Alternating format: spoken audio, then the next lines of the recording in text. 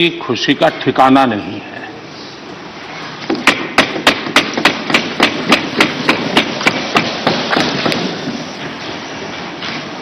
आदरणीय सभापति जी, ये सुखद अवसर है कि आज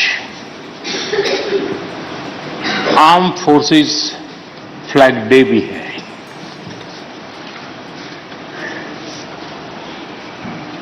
आदरणीय सभापति जी, आप तो झुंझुनू से आते हैं। झुंझुनू वीरों की भूमि है।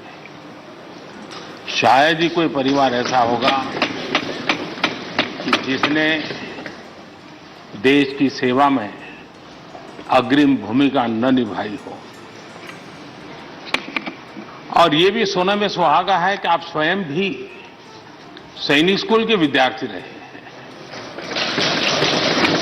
तो किसान के पुत्र और सैनिक स्कूल के विद्यार्थी के रूप में मैं देखता हूं कि आप में किसान और जवान दोनों समाहित हैं।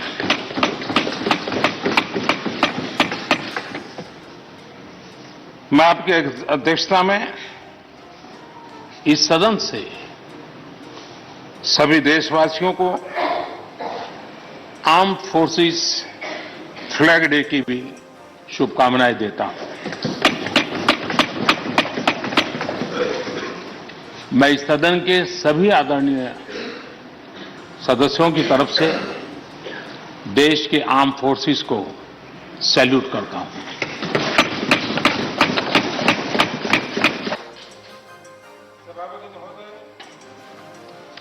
आज संसद का ये उच्च सदन एक ऐसे समय में आपका स्वागत कर रहा है जब देश दो महत्वपूर्ण अवसरों का साक्षी बना है। अभी कुछ ही दिन पहले दुनिया ने भारत को G20 समूह की मेजबानी का दायित्व सौंपा है। साथ ही ये समय अमृत काल के आरंभ का समय है। ये अमृत काल एक नए विकसित भारत के निर्माण का कालखंड तो होगा ही, साथ ही भारत इस दौरान विश्व के भविष्य की दिशा तय करने में भी बहुत अहम भूमिका निभाएगा।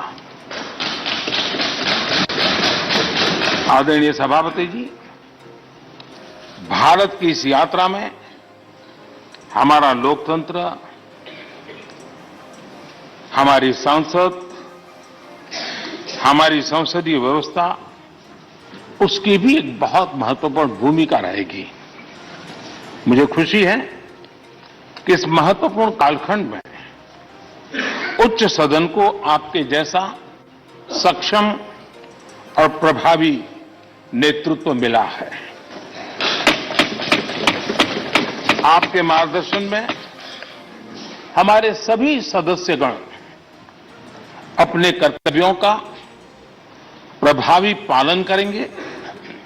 ये सदन देश के संकल्पों को पूरा करने का प्रभावी मंच बनेगा।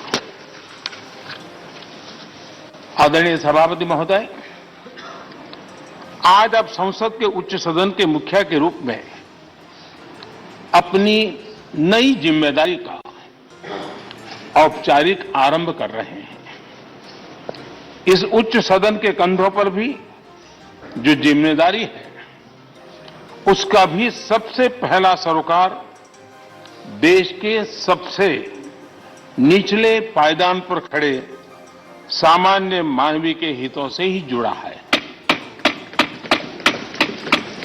इस कालखंड में देश अपने इस दायित्व को समझ रहा है और उसका पूरा जिम्मेदारी से पालन कर रहा है। आज पहली बार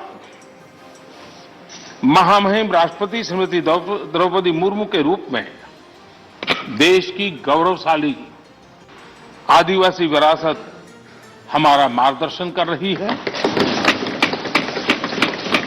इसके पहले भी श्री रामनाथ कोविंद जी ऐसे ही वंचित समाज से निकलकर देश के सर्वोच्च पद पर पहुंचे थे और अब एक किसान के बेटे के रूप में आप भी करोड़ों देशवासियों की, गांव, गरीब और किसान की ऊर्जा का प्रतिनिधित्व कर रहे हैं।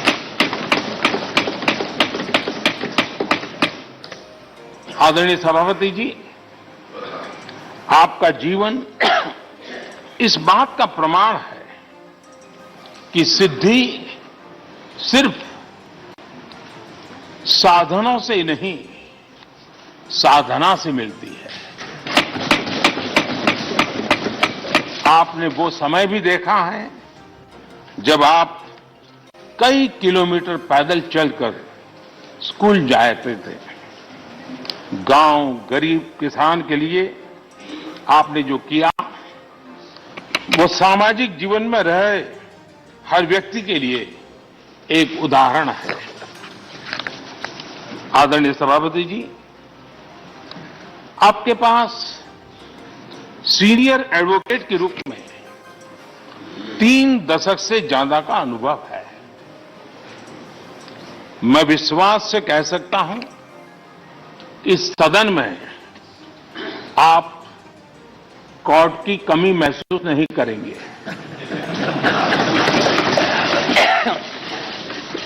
क्योंकि राज्यसभा में बहुत बड़ी मात्रा में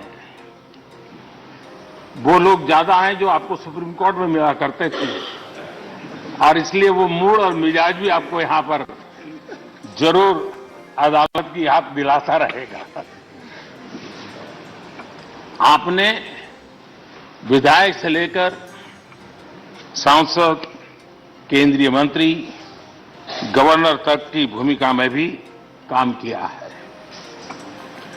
इन सभी भूमिकाओं में जो एक बात कॉमन रही वो है देश के विकास और लोकतांत्रिक मूल्यों के लिए आपकी निष्ठा।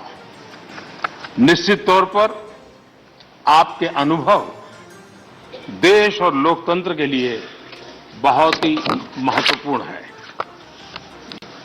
आदरणीय सभापति जी, आप राजनीति में रहकर भी दलगत सीमाओं से ऊपर उठकर सबको साथ जोड़कर काम करते रहे हैं।